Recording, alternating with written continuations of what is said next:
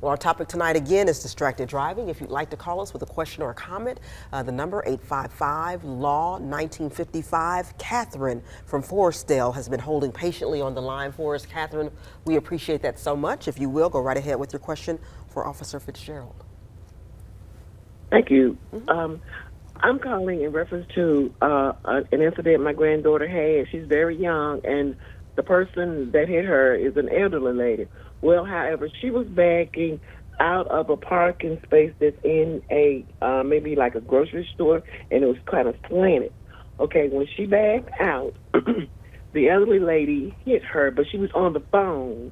She was on the phone and hit her as my granddaughter was backing out. She actually told the officer that she did not see her backing out.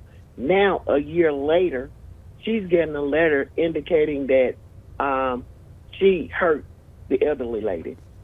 The elderly lady was hurt. But the officer allowed the other person to leave. So let me ask this, Catherine. So what exactly is your question?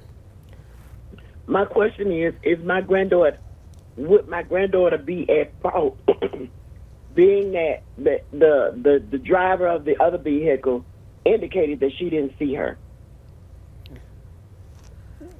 I mean, from a liability standpoint, it really just depends. It really just depends on, who caused the wreck, who had the right of way.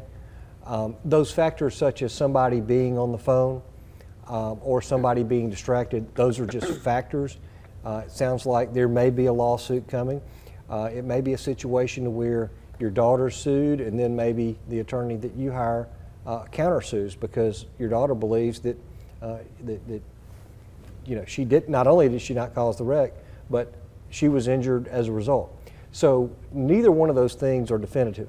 And just because an insurance company says, hey, you're the one that was at fault or you weren't at fault, all right, the insurance company doesn't get to decide. A jury gets to ultimately decide. So those are all just factors that play out during litigation. So a lot of it, frankly, comes down to credibility. Seems like just about every case that I try comes down to who the jury believes. And so, there's no way to tell right now based on what you're telling me. But one thing that this did bring up, and we were talking about it before, we talk about a lot of distracting driving incidents, but we were talking about pedestrians and what you're seeing out there. Will you talk to our viewers just a little bit about that concept? Sure. We recently at the Birmingham Police Department put out some educational information on social media.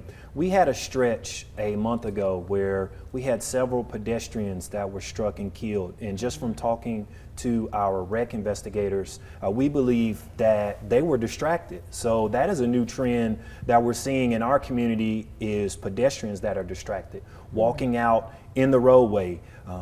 I myself drive past the UAB campus on a daily basis, and I noticed that once classes are dismissed, you take a look at the students, and the majority of them are walking across the street playing on their cell phones. And thankfully we've not had any bad incidents, but I can only imagine what would happen if one of those poor students gets out in the roadway not paying attention and a driver is distracted while driving.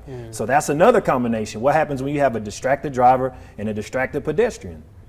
Yeah. That's interesting. So we all just need to do a better job, it sounds like. Be aware. Be aware that there's, I guess just as much awareness as you can have and keep reminding yourself, everybody's guilty. Yes. And so, and I'm certainly not saying I'm not guilty. Absolutely. Haven't been guilty, but just more awareness and, as I guess what we're trying to do, just, because it's. Put it out there again before people to just bring it to your attention again. Yep.